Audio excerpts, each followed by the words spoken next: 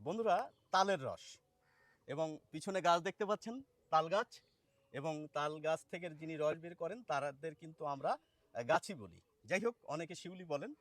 তো আমরা সেই তাল গাছ থেকে তালের রস পেড়ে সদ্য খাচ্ছি।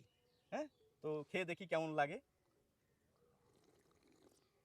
আরেকটি কথা বলে রাখি, এটা কিন্তু তাড়ি নয়, না, একদম খাঁটি খাঁটি রস, খাঁটি তালের রস যেটা বলে হ্যাঁ সেইটা।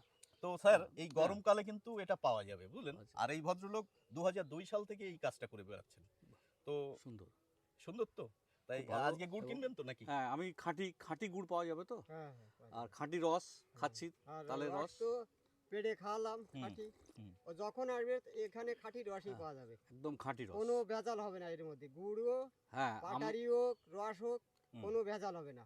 বর্তমান দিনে খাঁটি রস আর খাঁটি তালের গুড় এ পাওয়া কিন্তু পাওয়া যাবে না। পাওয়া যাবে না। আপনি আমি- ঢালুন, আপনার কাছে আমরা আরো যদি খাবো। পাওয়া যায় আমি অনেকেই আসবে, আমরাও আচ্ছা, আসবো। এক গ্লাসের দাম কত? 10 টাকা, 10 টাকা। আর এক ভাড়ের দাম কত? 200 টাকা ইন্দ্রপুর বাজারে পাওয়া যাবে। পাওয়া যাবে। আমি ডেসক্রিপশনে এই ভদ্রলোকের নাম্বারও দিয়ে দেবো, বিপ্লব বাবু। আপনারা যোগাযোগ করতে পারবেন। সকলকে ধন্যবাদ।